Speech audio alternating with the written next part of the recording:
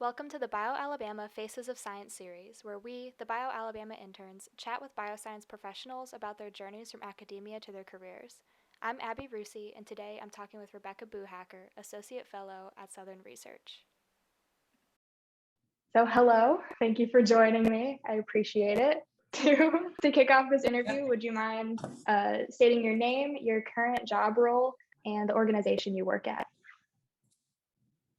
My name is Rebecca Buhacker. I am an associate fellow, which is an associate professor equivalent in scientific platforms, which is the R&D unit of Southern Research.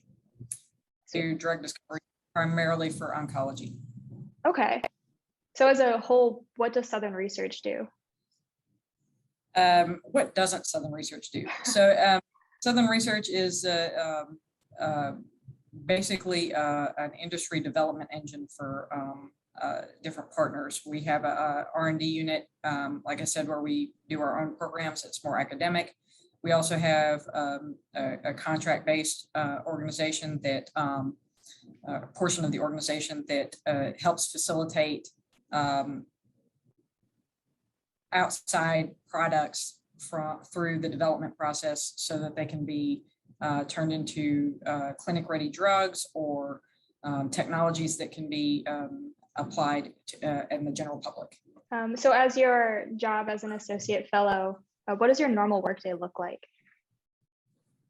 No 2 days are alike. I have several internal programs that kind of churn at their own pace. They're basically my research interests, and I pursue them off of grant dollars and internal funding and whatever money I can cobble together. And then I also work on kind of the development side and help facilitate drugs at the very early stage of their development. They're at what's called the preclinical stage. So they're not quite ready for FDA testing. They're not quite ready for the clinic. It's a lot of proof of stuff. So my day-to-day is managing those studies, which are typically a little bit more advanced than the wet bench stuff, and reporting out those results in a way that advances or informs the sponsor of the test article whether or not their drug can advance. So how did you find yourself in your current role? So I came to UCF, I came to Southern Research from UCF, did my PhD in Orlando, and I came here as a traditional, and I joined a lab here that was working on DNA damage response as part of ways to sensitize cancer patients to radiation therapy. And from there, I developed my own program in immunotherapy. And then from there, my expertise, which is very broad, was useful in the development portion of the business. And so that's how I've ended up here. I've always maintained sort of an academic kind of part of my, but also do these shepherding of drugs through now. What's been your favorite thing about working in this role?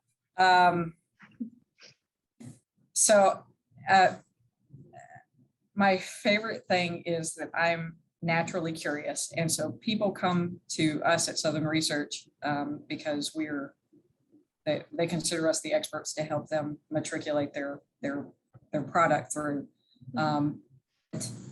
Everything is different and you can't know enough at the outset. And so I find myself learning all the time about different things and applying things that I have a very large, I call it a molecular toolbox. So taking things that I learned when I was in high school and applying them to things now.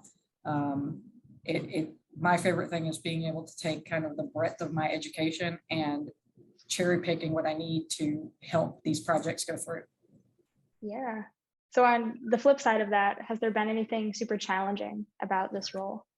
By its nature, it's very timeline driven. And as you know, science on paper and science in practice are two different things.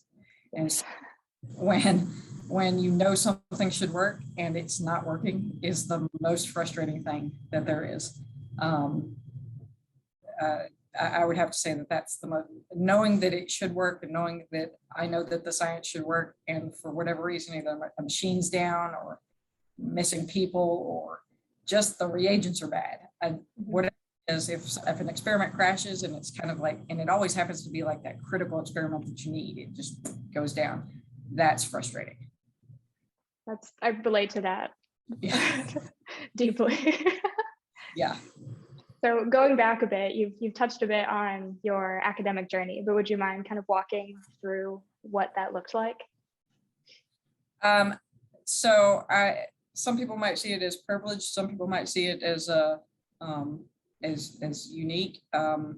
I happened to have a family friend whose father worked at UAB, and I've always wanted to be in medicine. I actually wanted to be a neurosurgeon, and glad I'm not.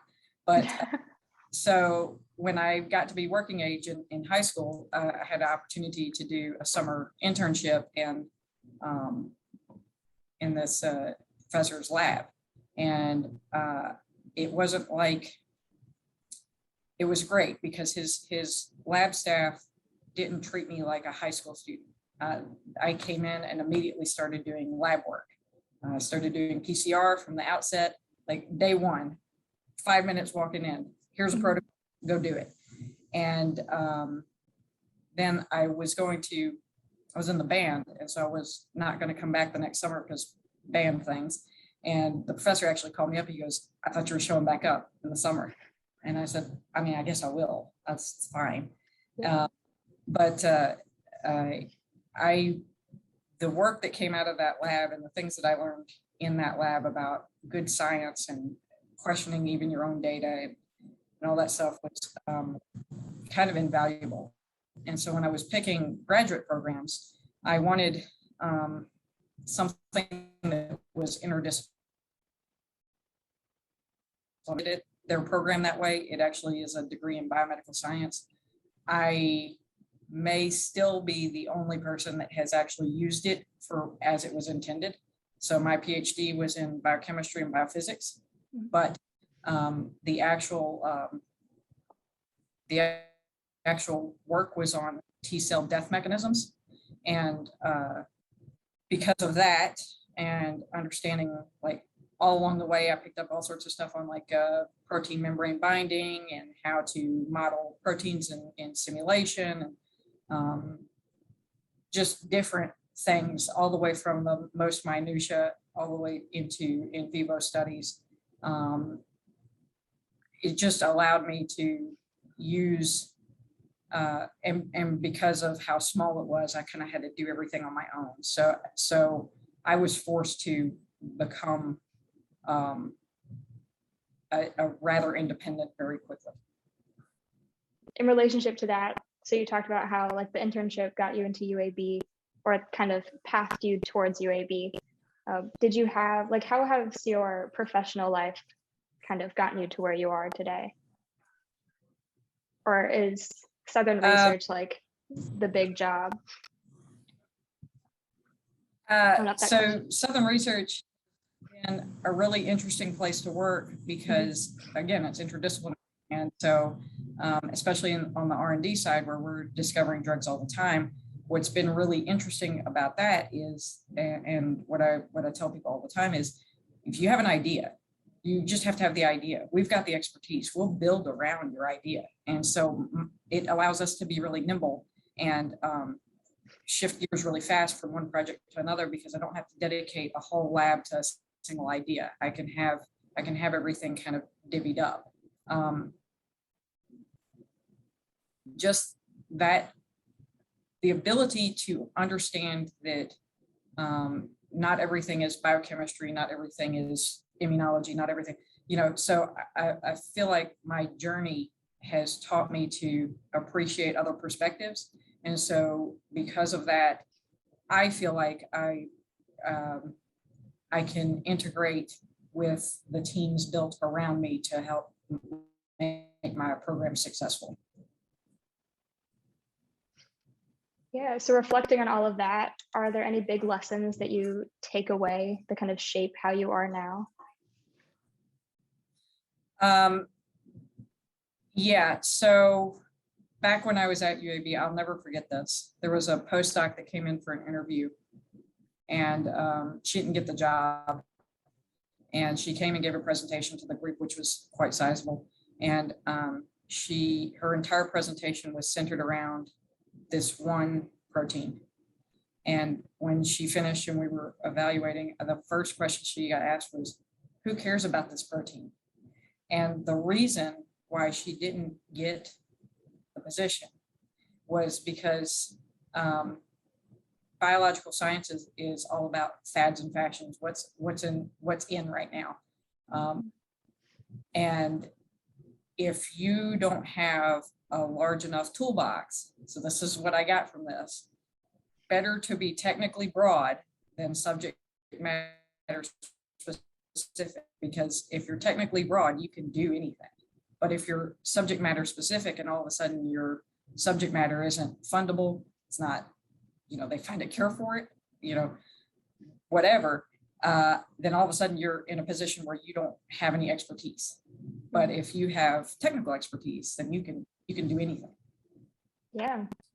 And then rolling off of that, if you had a piece of advice to give to students or young professionals, what advice might that be? So I was asked this the other day in a totally different context, but I'm going to have the same answer. So on my desk, right on my computer, and I see it every time I'm doing anything, is something that my grandfather said, and it's anytime I feel like I'm doing something that's pointless, I think about this because it's never pointless. And what he said is, money and time spent on education is never lost or wasted. It doesn't matter what you're doing, somewhere along the line, it's going to be useful to you. So I guess if that were the take home, it's that whatever you're doing, it doesn't matter if it seems futile, something in there is going to be valuable to you later on. Yeah, I think that's great advice. And it's just a general wrap up. I appreciate you so much taking the time out of your day to chat. This is super cool. Being able to talk about, Southern research and your journey, how you got here. And appreciate you taking the time to meet me and letting me meet you. So thank you. It's great. I like this idea. This is good. Yeah. Thank you. All right, no problem.